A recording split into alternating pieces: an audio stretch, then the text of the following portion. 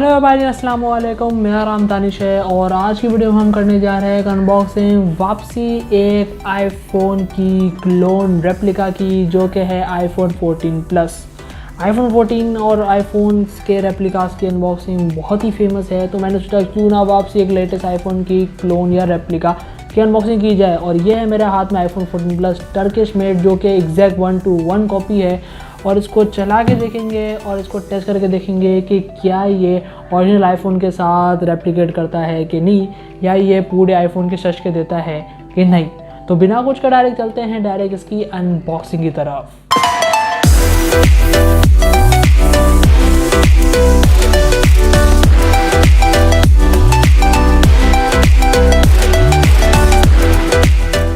तो ये रहा आपके सामने आईफोन 14 प्लस का एक डिटेल रेप्लिका बॉक्स।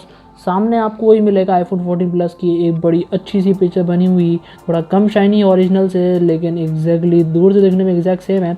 अगर हम इसके पीछे स्पेक्स की बात करते हैं तो पीछे वही लिखा हुआ है iPhone 14 plus and USB-C to lightning cable, power adapter and headphone sold separately, जो कि ये वही कॉपी पेस्ट है। और यहाँ आपके पास मिल जाएगा आईफोन 14 प्लस 512 GB, जो कि ये 512 GB वेरिएंट नहीं है, दूसरा वेरिएंट है। और बाकी वही EMI और ये बाकी EIDIC, EMI 2 ये और EMI 1 ये सेम होगा, बाकी इसके अलावा सब अलग होगा। रिटेल बॉक्स में आपको साइड में मिल जाता है ये आईफोन 14 पर्पलिश कलर में लिखा हुआ, बल्कि अंदर होगा मेरे ख्याल से वाइटिश, पर्पल मेरे ख्याल से नहीं होगा।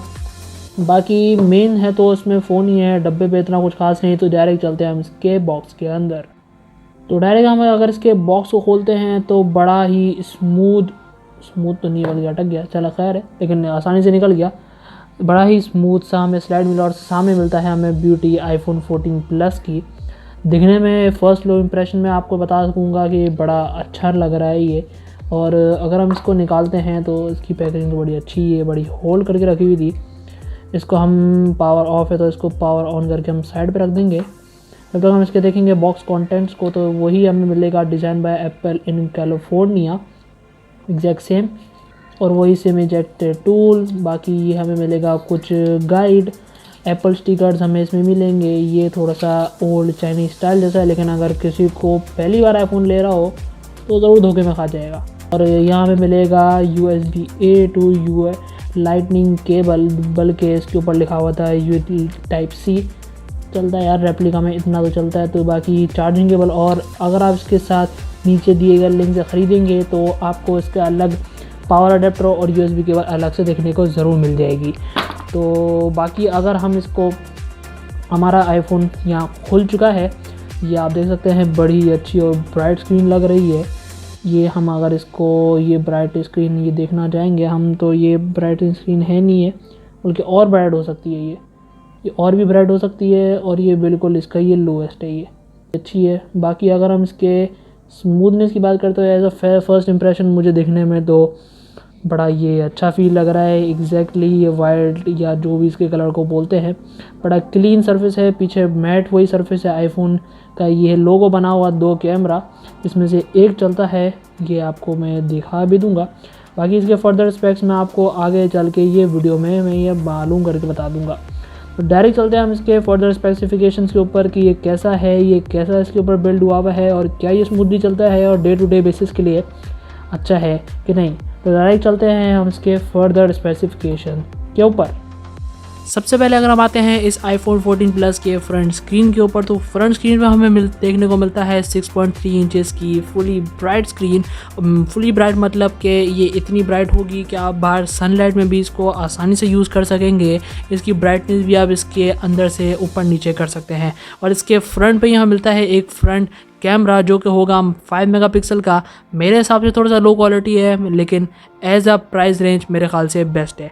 इसके ऊपर हमें मिलता है एक नॉच, जो कि एग्जैक्ट सेम एप्पल जैसा है, और इसके बेजल्स भी मेरे ख्याल से नॉर्मल थोड़े से ही हैं।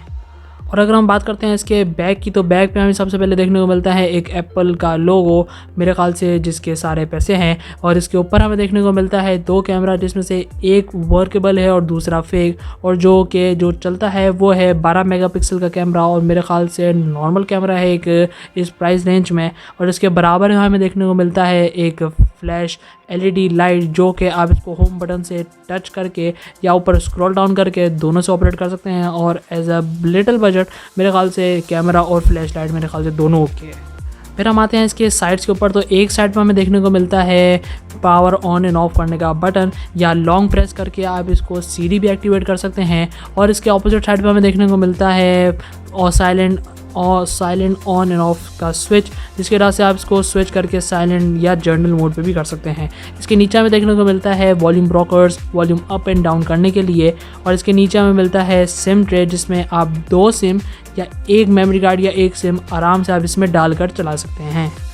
और फिर हम इसके बॉटम पे आते हैं। तो बॉटम में हमें सबसे पहले देखने को मिलता है लाइटनिंग चार्जिंग पोर्ट, जिसके वजह से आप इसको नॉर्मल कोई सी भी लाइटनिंग केबल से चार्ज कर सकते हैं। इसके बराबर हमें देखने को मिलता है स्पीकर ग्रिल्स, जिसमें से मेरे ख्याल से नॉर्मल आवाज़ आती है। एज अ साउंड मेरे ख्याल से 8 आउट ऑफ 10 में देना चाहूँगा, क्योंकि थोड़ा सा कम है, लेकिन एज अ फॉर इस बजट मेरे ख्याल से बेस्ट क्वालिटी है। और फिर अगर हम आते हैं इसके इनर स्पेसिफिकेशंस के ऊपर, तो हमें इसमें मिलता है 33,000 mAh की बैटरी, जो मेरे ख्याल से एक दिन मेरे ख्याल से चल जानी चाहिए। और इसका प्रोसेसर में होगा 2 GB रैम और 64 GB रोम होगी इसमें। मेरे ख्याल से एज अ प्राइस रेंज ये काफ़ी है। और इसमें हमें मिलता है iOS 16 की स्किन, वो भी एक कोई एंड्रॉयड के इसके ऊपर इंटरफेस के ऊपर।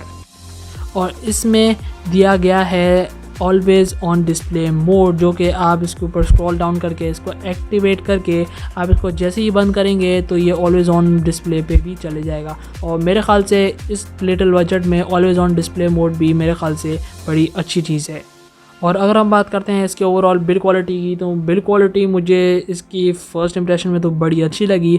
होल्ड करके आप बता नहीं सकते कि आप इसको आईफोन रियल पकड़े रखे हैं या फेक आईफोन पकड़े रखे हैं। मेरे ख्याल से दूर से किसी को भी मालूम नहीं पड़ेगा कि ये एज अ फेक या रियल आईफोन है जब तक आप इसको हाथ में ना दें। लेकिन मेरे ख्याल में एज अ दिस बजट मेरे ख्याल से 27-28 हज़ार की रेंज में ये फ़ोन दिखाने के लिए भी और चलाने के लिए मेरे ख्याल से दोनों के लिए अच्छा है। तो आज की वीडियो के लिए इतना ही। और अगर ये वाला iPhone 14 प्लस किसी को चाहिए हो तो मैं इसके डिस्क्रिप्शन में दे दूंगा, जाके खरीद सकते हैं आप। और आप ये खरीद सकते हैं हॉरस ट्रेडर से, जहां आप मेरा कोड दानिश आसिफ लगाकर एक्स्ट्रा 500 रुपीज़ भी ऑफ हासिल कर सकते हैं।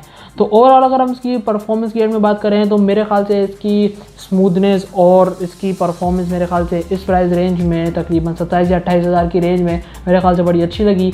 दिखने में तो मेरे ख्याल से इसका शशका पूरा है आईफोन का, और इसके कैमरे का दूर से कोई नहीं बता सकता कि आईफोन है, लेकिन फॉर अ पर्सनल यूज़ मेरे ख्याल से ये एज अ डेली ड्राइवर भी या एज अ सेकेंडरी फ़ोन आपका मेरे ख्याल से ज़रूर बन सकता है। तो आज की वीडियो के लिए इतना ही। So until next video, bye bye, take care and अल्लाह हाफिज़।